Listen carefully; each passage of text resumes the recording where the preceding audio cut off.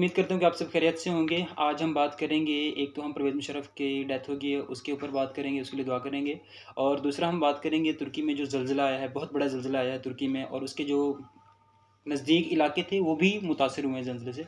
और उसके बाद हम बात करेंगे आईएमएफ ने इस बार जो पाकिस्तान को कर्ज़ देने के लिए शराइत रखी हैं, वो क्या-क्या हैं। तो सबसे पहले हम बात करते हैं परवेज़ मुशर्रफ। परवेज़ मुशर्रफ का शुमार पाकिस्तान के बेहतरीन रहनुमाओं में होता है। वो एक जर्नलिस्ट थे, वो एक बहादुर लीडर थे। हाँ, गलतियाँ हुई हैं उसकी दौर हुकूमत में गलतियाँ की हैं उसने, परवेज़ मुशर्रफ की गलतियाँ हैं, मगर उसमें अच्छाइयाँ भी हैं, उसने अच्छे काम भी किए हैं। तो आए हम गलतियाँ की हैं उसने, जैसा कि कौम के कई बेगुनाह अफ़राद को अमेरिका के हवाले कर दिया, जिसमें डॉक्टर आफ़िया सिद्दीकी भी शामिल है, उसको ऐसा नहीं करना चाहिए था। उसके बाद रहनुमा बलोच कौम के रहनुमा अकबर बुगटी का कत्ल जो था, वो भी नाहक था। उसके बाद लाल मस्जिद पे जो हमला था या रिसार्च ऑपरेशन था, वो भी उसको नहीं करना चाहिए था, ऐसा नहीं करना चाहिए था। हाँ, मुआहदे हो जाते हैं, मुआहदे से हल सारे मसले हल हो जाते हैं। तो खैर अब जो हो गया सो हो गया। एनआरओ की मंजूरी देकर संगीन जुर्म का इर्तिकाब किया था, तो ऐसा नहीं करना चाहिए था। चलें, अल्लाह ताला उसको जन्नतुल फिरदौस में अला मकाम अता फरमाए और उसके तमाम कबीरा गुनाह माफ़ करे, क्योंकि जो इंसान दुनिया से चला जाता है तो हमें उसके लिए दुआएं करनी चाहिए और उसके अच्छे अमालों से उसे याद करना चाहिए। उसका मामला अल्लाह के सुपुर्द हो गया है अब, तो उसके अच्छे काम ही हैं। मुल्क में सड़कों का जाल भी बिछाया गया था और कोस्टल हाईवे जो है वो भी मत भी दी गई थी। तो उसके बाद वो एक बहादुर इंसान थे, जब वो सोशल मीडिया पे आते थे तो इंडियन की बोलती बंद कर देते थे। वो एक अच्छे और बहादुर जर्नलिस्ट गुजरे और उसने बहुत तरक्की की, कम अरसे में बहुत ज़्यादा उसने फ़ौज में आके तरक्की की थी और बड़े ओहदे तक निचले लेवल से वो ऊपर आए थे। तो वो एक बहादुर इंसान थे। तो हम बात करते हैं उसकी कि अब उस दुनिया में नहीं रहे। वो तवील अरसे से दुबई में अमेरिकन हॉस्पिटल के अंदर मुंतकिल थे, ज़ेरे इलाज थे, उसका इलाज चल रहा था काफ़ी अरसे से। और पहले अफवाहें आती रही कि उसका इंतकाल हो गया है, उसका इंतकाल हो गया, तो दरअसल इसी इतवार को उसका इंतकाल हुआ है। तो दुबई हॉस्पिटल में ज़ेरे इलाज थे। तो उसके अब उर्सा का कहना है कि उसको कराची में दफ़न किया जाएगा, क्योंकि परवेज़ मुशर्रफ की जो वालिदा है वो, उसका इंतकाल दुबई में हुआ था, तो उसको दुबई में दफ़न किया गया था और उसके जो वालिद हैं उसको कराची में दफ़न किया गया है। तो अब जो परवेज़ मुशर्रफ ख़ानदानी ज़राए के मुताबिक परवेज़ मुशर्रफ की अहल खाना ने उनकी तदफ़ीन कराची में करने का फ़ैसला किया है। परवेज़ मुशर्रफ की वालिदा दुबई में है और वालिद जो है ना वो कराची में दफ़न है, तो उन्होंने परवेज़ मुशर्रफ को भी कराची में दफ़न करने का फ़ैसला किया है। के ऊपर जो तुर्की में ज़िलज़िला है, बहुत बड़ा ज़िलज़िला है और उसने पूरे मुल्क के अंदर तबाही मचा के रख दी है। तुर्की में दूसरा बड़ा ज़िलज़िला है जिसकी शिद्दत 7.5 रिकॉर्ड की गई है। तो उसमें बहुत ज़्यादा अमवात हो चुकी हैं, 2000 से ज़्यादा अमवात हो चुकी हैं और 5000 से 10,000 के दरमियान लोग ज़ख्मी हैं, हलाक हैं और अभी बहुत से लोग मलबे के अंदर फँसे हुए हैं, उन्हें सरकारी टीमें निकाल रही हैं। तिब्बी इमदाद जो लोग पहुँचे हैं, पाकिस्तान से भी त्यारा जो है ना रवाना किया गया है वज़ीर-ए-आज़म के कहने पे, तो इमदाद के लिए वो भी वहाँ पहुँच गया है। तो और भी बहुत से ममालिक से जो है ना उनको इमदाद दी जा रही है और इस कठिन घड़ी में हम सब उनके साथ हैं और बहुत से ममालिक जो है ना उनकी हेल्प के लिए आ रहे हैं। तो बहरहाल ये बहुत बड़ी तबाही है एक। इस घड़ी में हम अपने तुर्क भाइयों के साथ हैं। अल्लाह पाक आइंदा हर किस्म की आफात से हमें महफूज रखे। ज़लज़ले से इराक, लबनान भी मुतासर हुए हैं। दमिश्क में भी तकरीबन 1000 से ज़्यादा जो है ना जानी नुकसान हो चुका है और 5000 से 10,000 तक जो लोग हैं वो बहुत ज़्यादा ज़ख्मी हैं और ज़ेर इलाज हैं, अस्पतालों में मुंतकिल हैं और बड़ी-बड़ी तकरीबन 3000 से 4000 से भी ज़्यादा जो बड़ी-बड़ी इमारतें हैं वो तबाह हो गई हैं। बहुत ज़्यादा इमारतें मुतासर हुई हैं। ज़लज़ला सुबह 4:17 पे आया था, जिससे बहुत बड़ा नुकसान हुआ है। सदर उर्दवान ने अपने बयान में कहा है कि 1939 के एर्ज़नक्सन ज़लज़ले के बाद की सबसे बड़ी तबाही से लरज़ गए, जिससे हम पिछली सदी में गुज़रे थे।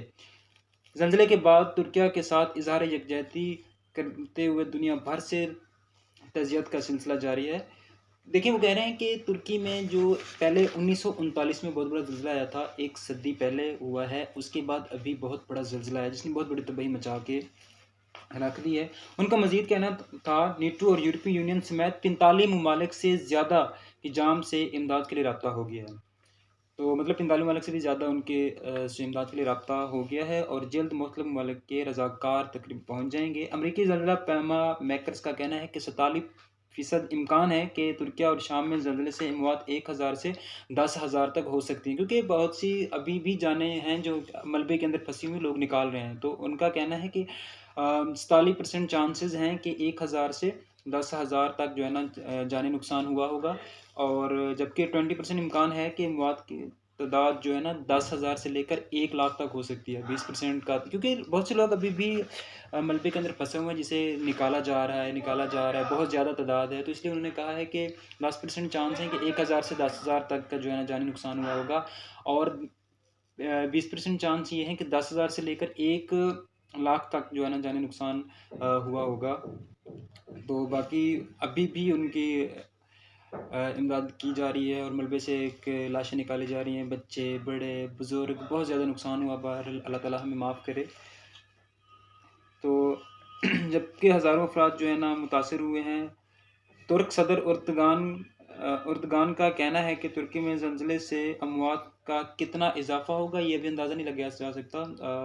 उनके सदर का भी यही कहना है कि अभी कोई हम अंदाज़ा नहीं लगा सकते कि कितना हमारा नुकसान हुआ है। कि IMF ने पाकिस्तान को कर्ज़ देने के लिए क्या शराइत रखी हैं। पहले भी पाकिस्तान में बहुत ज़्यादा महंगाई है, तो गरीब आवाम जो है ना, उनको 2 टाइम की रोटी नसीब नहीं है। पेट्रोल के ऊपर ये आग की तरह बिजलियाँ गिराई जा रही हैं, पेट्रोल की प्राइस कहाँ पर पहुँच गई है। और IMF ने मज़ीद कहा है कि पेट्रोल को 30 से 50 रुपये मज़ीद महँगा करो, और इसके ऊपर मज़ीद टैक्स लगाओ। तो ज़ाहिर-सी बात है, जब पेट्रोल महँगा होता है तो हर चीज़ का दारोमदार पेट्रोल पे है। जब पेट्रोल महँगा होता है तो हर चीज़ ऑटोमेटिकली महँगी हो जाती है। उसके बाद उसने कहा मुलाज़मीन की जो तनख्वाहें हैं वो कम कर दो, मुलाज़मीन की जो पेंशन है वो बंद कर दो, मज़ीद इसके ऊपर मज़ीद टैक्सेस लगाओ, फ़लाँ चीज़ के ऊपर टैक्स लगा दो, फिर फ़लाँ चीज़ के ऊपर टैक्स लगा दो। इस तरह से उसने कहा। देखें, अब हमें गवर्नमेंट को चलाने के लिए IMF की शराइत आती हैं, हमें उसको फ़ॉलो करना होता है। अगर हम उसको IMF की शराइत को फ़ॉलो नहीं करते तो हम मुल्क चला ही नहीं सकते। हमें अपने टाँगों पे खड़ा होना पड़ेगा, हमें खुद स्टैंड करना पड़ेगा मुल्क को बचाने के लिए, हमें खुद को कुछ करना पड़ेगा। कब तक हम दूसरों की इमदाद का इंतज़ार करेंगे? कब तक हम IMF से लोन लेते रहेंगे? IMF से हम 1 गुना लेते हैं तो 3 गुना उन्हें देते हैं। देने होते हैं हमने IMF को। सूद हमारे ऊपर मिलियन ट्रिलियन सूद लग रहा होता है रोज़ का। वो किसने उतारना है? हमने उतारना है। गरीब आवाम की जान से निकाल रहे हैं। फसलें तबाह हो जा रही हैं, किसान परेशान हैं, नहरी निज़ाम सही नहीं है। बहरहाल अब उन्होंने कहा है कि अपनी फ़ौज की तादाद कम करें। फ़ौज की तादाद भी हमें कम करनी पड़ेगी, हम मुल्क को चलाना है तो। ज़ाहिर है इतनी तनख्वाहें जा रही हैं हमारे, बजट कम करो, बजट के अखराजात जो हैं वो IMF का कहना है कि आप वो भी अपने कम करो। उसके बाद कल आज जो अपडेट थी IMF की, वो कह रही थी कि और जो बजट के अखराजात थे उनको कम करो।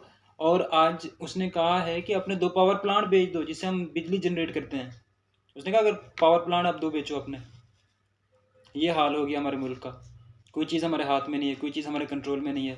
कोई पता नहीं हुकूमत कौन चल रहा है, अवाम कैसे चल रही है, कैसे जी रही है, किसी को कोई पता नहीं। हर कोई अपनी में लगा हुआ है। ये कर लो, वो कर लो, ये कर लो, वो कर लो। कब तक हम ऐसे रहेंगे? आगे तो मज़ीद महंगी होनी है। आगे तो आने वाले दौर में मज़ीद हर चीज़ महंगी होगी। गरीब कहाँ जाएंगे? उनके पास तो खाने के पैसे नहीं, तो वो इलाज कहाँ से कराएंगे? मर रहे हैं गरीब। सड़कों पे आ गई आवाम भीख मांगने के लिए। अब तो मुल्क के इतने हालात ख़राब हो गए, लोग हाथों से आके छीन लेते हैं, ज़बरदस्ती ले लेते हैं। बहरहाल अल्लाह ताला हमारा हामी और नासिर